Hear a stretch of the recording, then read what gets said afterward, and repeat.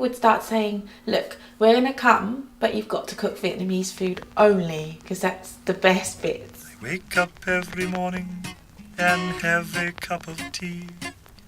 Marmalade on toast for breakfast, it's the life for me. So I do quite a lot of things, from food styling, food writing to food photography. What I actually really love, something that I can't live without, is just cooking, just plain old cooking. 9:30 is quite the time, coffee and a bun.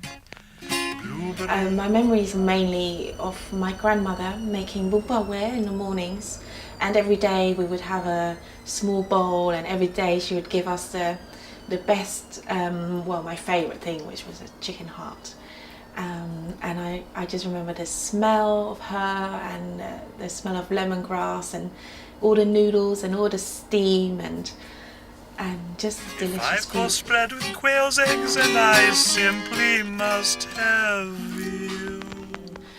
When I was a child, I was one ethnic kid in school, and everyone else was white, so I completely forgot about my heritage, apart from when I came home and my mother would cook me the most delicious meals.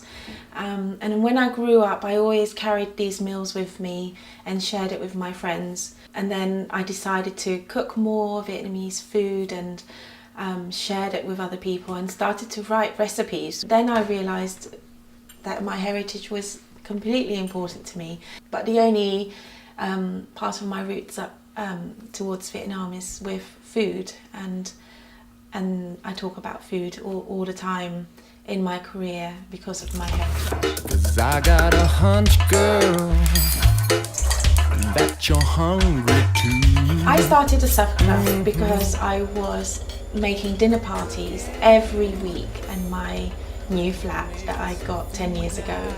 And all my friends came over, and everyone just had the most amazing time. And then I decided that it was time that I asked them to pay me something, because I was spending so much money making all this food. My sub club started to be quite European. And the first sub club was completely Italian, and then it was Japanese, and then it was a fusion of all the things. Like there'd be 8 courses, but one would be Japanese, one would be Vietnamese, one would be Spanish or something. So it was very different. And then people would start saying, look, we're going to come, but you've got to cook Vietnamese food only, because that's the best bit. And I really realised over the years how Vietnamese food makes people so happy. It's the beautiful balance of flavours that, you know, the sweet, the sour, salty, hot, umami. It somehow satisfies every part of your palate. Oh yeah.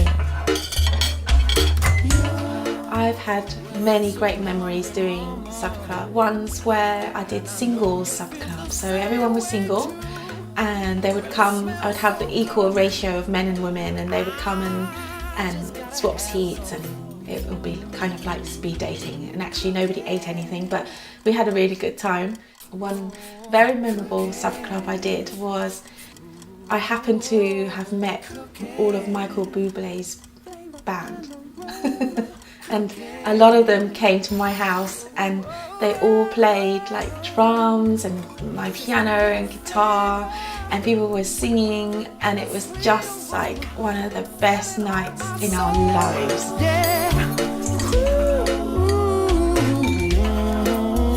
The major challenge that I have personally running a supper club is that it is so exhausting, it is so tiring, especially if you haven't got young bones anymore. For someone else who wants to start up a supper club, the most challenging thing would be to get people to come to it. It's a social media game. It's just trying to get lots of people to know about you, get yourself out there, and then how do you get yourself noticed? Then you have to take beautiful pictures.